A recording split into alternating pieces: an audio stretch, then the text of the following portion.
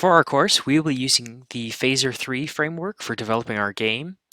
If you're not familiar, Phaser is a fast, free, and fun open source HTML5 game framework that offers WebGL and Canvas rendering across desktop and mobile web browsers. The framework itself is written in JavaScript, so games can be compiled to iOS or Android and native apps by using third-party tools, and you can also use JavaScript or TypeScript for your game development. The only requirement for using Phaser is the web browser has to support the Canvas HTML tag, which most browsers currently support. Some of the benefits of using the Phaser framework is there's a lot of options right out of the box. Phaser comes with a fantastic plugin system, offers device scaling, mobile browser support. It offers things like asset preloading. It has built-in physics. It also includes a plugin for Facebook Instant Games. So before we start working on our game, I wanted to share a few additional resources with you that are very helpful. The first is the labs.phaser.io website. This has replaced the Phaser 2 examples that you'll find on the Phaser site and is exclusive to Phaser 3.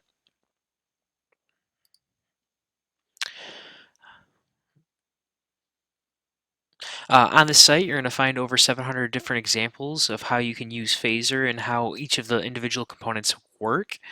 So for example, if we want to go ahead and take a look, we'll go and take a look at game objects. We'll go ahead and do sprites. And you'll go see we have all these different examples for rendering a single sprite, if we wanted to move a sprite across the scene, and many more. The second resource I want to share with you is the Phaser 3 API documentation, which is hosted on GitHub. The documentation is still a work in progress, but there is a lot of great information here. So if you want to look up the different things that are available for a particular class, like for example, if we wanted to look at more information on a sprite, we can search for it. And then you'll see it'll break it down. It gives you all of the available methods, the properties, what's expected, and there's just a lot of great information. And what's nice is for each method, there will be a link to the original source code, so you can go ahead and take a look at it in GitHub. So the next resource is the GitHub repo itself. Phaser is under active development, and there is new releases quite often. So in the repo, there'll be links to all of the resources I listed before, plus a few additional ones. You'll also find things like release notes, how you can get the current version of Phaser.